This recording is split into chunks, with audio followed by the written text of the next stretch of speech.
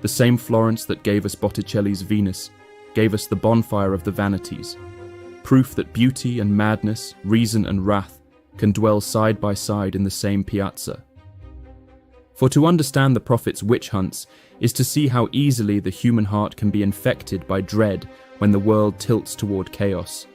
Each story is another ember from the same bonfire, and many of them, forgotten by neat textbooks, still smoulder in overlooked diaries, hidden letters, and the work of historians who've scraped away the varnish of Renaissance glory to find the rot beneath. Imagine, if you will, the scene that played out one Lent evening in 1497.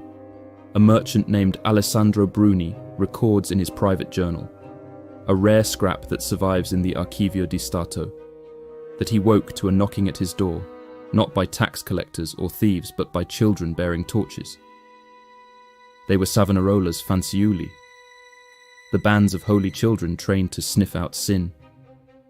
They tore through his cabinets, flung open his wife's wardrobe, and confiscated silk scarves, a polished Venetian mirror, and a miniature lute she kept for music at family feasts. The children told him these were snares of the devil, and unless he surrendered them for burning, they would report him to the friar's watchman. Alessandro, terrified of being labelled a heretic, or worse, a consorter with witches, gave up the silks. In the same journal entry he writes, "It is not the plague that haunts us now, but the plague of the mind." Historian Lauro Martinez cites Bruni's case as proof that the witch hunts in Florence were not always about broomsticks and black cats. They were about everyday vanities, rebranded as occult gateways for Satan to enter the city's veins.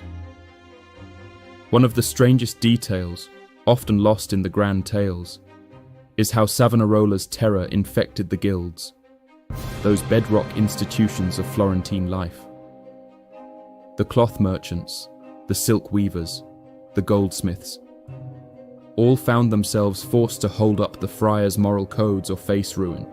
Some closed their shops altogether during Lent, terrified that selling a pair of embroidered gloves might be taken as proof they encouraged vanity.